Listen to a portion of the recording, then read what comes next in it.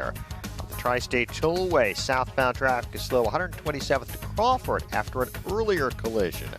Looking at northbound I-55, it's a slow go from around Veterans Parkway, Bose to the Wade County line. And then from Central to Kedzie, the Stevenson is a 42-minute trip, 355 to Lakeshore Drive. The Bryan now runs 21 minutes from 95th to downtown. I-57, 20 minutes, I-80 to the merge, Bishop 421. The Eisenhower trip time right now, 40 minutes, 390 to downtown. I'm Jim Talamonte on AM 560, The Answer. Chicago's Morning Answer continues next. AM 560 Weather Center forecast with meteorologist Steve Williams. Some periods of snow early this morning, accumulating a coating to an inch. It'll be mixed with and change over to rain today, high 43. Rain tonight and tomorrow, low tonight 41, the high tomorrow at 50. I'm Steve Williams on AM 560, The Answer. Light snow across the area, 33 O'Hare, 34 Lakefront. Your next news update is at 7:30.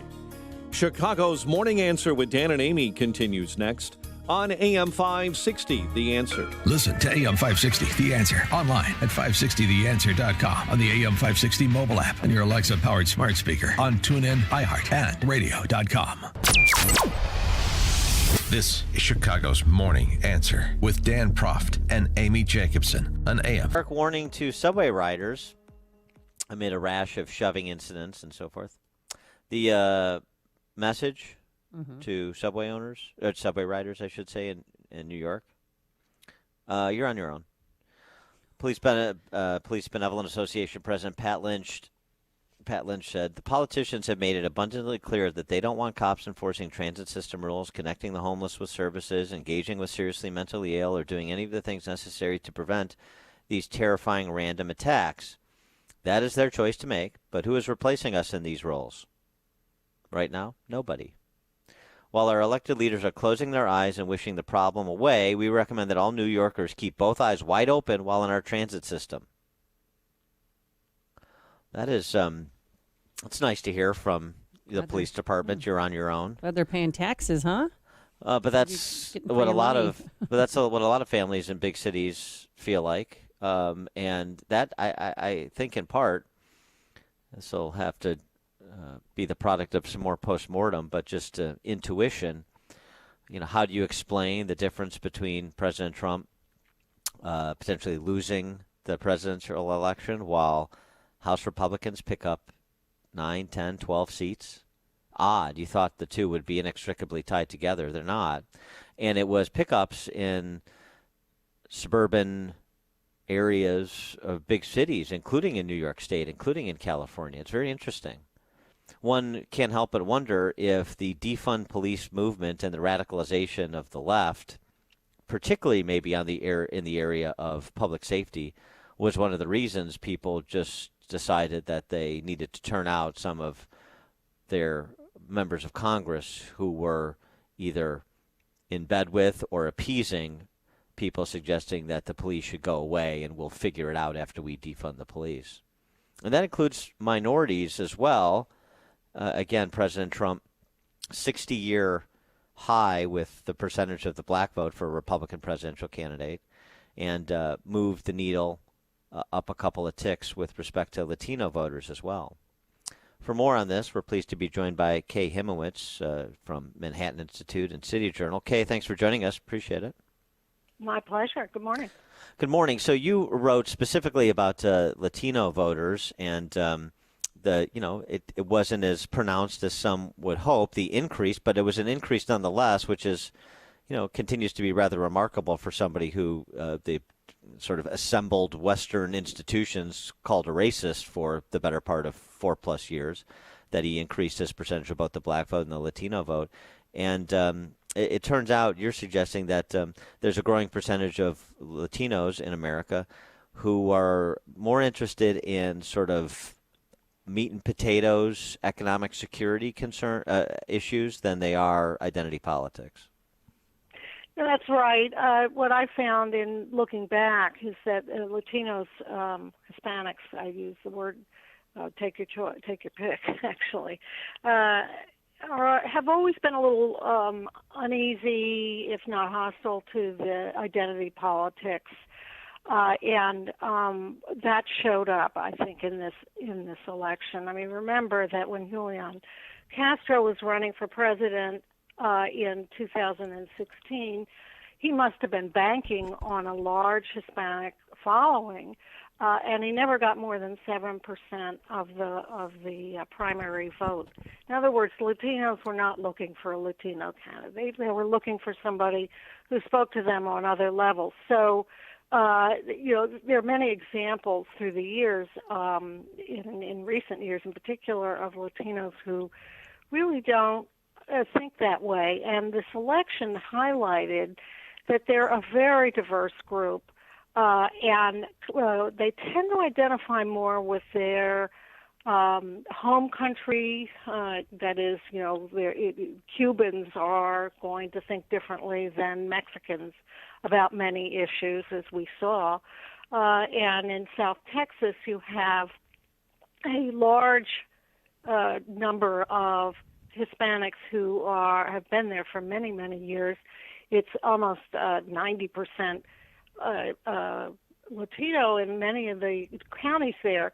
They don't think about racism very much, as one ex-mayor said of the area, because they're all brown and they think of themselves as part of a community that's basically American.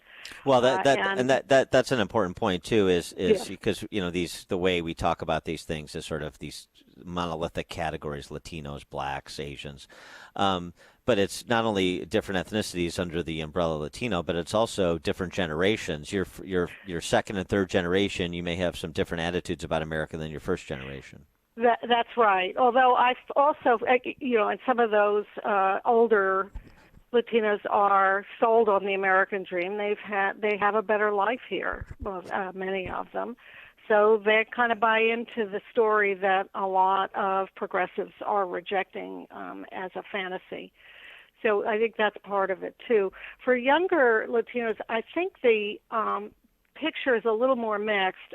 You have kids who are moving up and going to college, and they are sounding a lot like the progressives on campus. But then you have a lot of them more working class who have a lot of optimism about what this country can get them and about their economic future. And that's an important thing to keep in mind when you're trying to talk to them. Okay, can you explain what happened in Miami-Dade County between what Hillary accomplished and what Joe Biden accomplished in regards to the Hispanic vote? Right. So Hillary took Miami-Dade. It's not mostly Cuban, but a lot Cuban. I don't have the exact numbers on me. And they had mostly been voting Democratic, and Hillary took it, I believe, by 30 points. But Biden and the Democrats, by the way, were depending on this margin to take Florida. But Biden saw his lead evaporate or vaporize into something closer to 5% or 6% advantage. So he won Miami-Dade, but by so little that it affected his chances in Florida, and indeed the Democrats lost Florida. Well, and Donna Shalala got kicked out too, which was an unexpected upset. Yes. Well, the other thing about Florida too, which is interesting, it speaks to the Latino vote. Same thing in Arizona, and this goes back to the governor's races 2 years ago: DeSantis in Florida and Ducey in Arizona. School choice. And the constituency that's been built in those states through school choice programs that are promoted by Republicans and opposed by Democrats because they're beholden to the teachers' unions. And that's been the beginning of somewhat of a realignment in that community as well, it seems. Oh, that's interesting. I hadn't seen that. In the South Texas border counties that have gotten so much attention, the issues tended to be more about the economy. They were very worried about the jobs that might be taken away by the move to a all green economy, because that's oil country down there. A lot of people are in the oil and energy business, and a lot of them work as border guards, by the way, and they're not so keen on the anti-ICE and anti-border guard sentiment that you hear on the left quite a bit. I wonder if this something that Shelby Steele wrote recently in the Wall Street Journal applies to the Latino community as well. Shelby Steele writing about the inauthenticity behind Black Lives Matter. And he talks about, and this is obviously not perfect because the history of Black Americans is different than Latino Americans, but nonetheless, tell me what you think about what he had to say here. There's an elephant in the room. It's simply that we blacks aren't much victimized anymore. Today we are free to build a life that won't be stunted by racial persecution. Today we are far more likely to encounter racial preferences than racial discrimination. Moreover, we live in a society that generally shows us goodwill, a society that has isolated racism as its most unforgivable sin. Do you think, I know that is the prevailing opinion among the elites and those who still, I guess, think that their victimization is a positive for them as some sort of pathway to power. But it seems to me that more black men in particular are starting to come around to that perspective. And I wonder if that's the perspective that a lot of Latino men and women have as well. Mm-hmm. That so some of the, you're a victim, you're being oppressed just falls on deaf ears increasingly. Yeah, I'm sure that's true. I think what's also striking is how much Latinos are like previous generations of immigrants. They chose to come here. So their story is very different than Black story. They chose to come here. They wanted to come here because they saw opportunity here. Many of them are finding it. The upward mobility rates of Latinos are about like whites, which is, too low by many of our sites. But as high as it is for whites. So they're not treated, they don't necessarily see their future as any more diminished than anybody else's. And they wanted to be here. So I think that really changes the attitudes and the framework with which they're understanding this country. She is Kay Hymowitz. She's at City Journal and the Manhattan Institute as well. Kay, thanks so much for joining us as always. Appreciate it. Thank you. And she joined us on our turnkey.pro answer line. If you're talking about it, Dan and Amy are talking about it. It's Chicago's Morning Answer on AM 560. The Answer. After 25 years of building websites for all kinds of companies in many different industries, AmericanEagle.com realized a well-designed website is also your best employee, bringing efficiency, revenue, production, showing up every day, giving above and beyond to increase your bottom line. That's what a website designed, developed, and hosted by AmericanEagle.com has brought to so many clients. An AmericanEagle.com website is a 24/7 branding exercise, building rapport and thus brand equity while you sleep. Companies like WeatherTech have relied on AmericanEagle.com's website design and development and hosting capabilities for years. When some of the world's top brands need a reliable company to prepare their sites for high-traffic events, who do they call? AmericanEagle.com. Their clients have come to rely on them for a full line of website services, from consulting and strategy to digital marketing, hosting, and maintenance. Give the team at AmericanEagle.com a call today. 1-877-WEB-NOW. The number 1 is the number. AmericanEagle.com is the website. 1-877-WEB-NOW1 is the number. Oftentimes, the best defense our body has against getting sick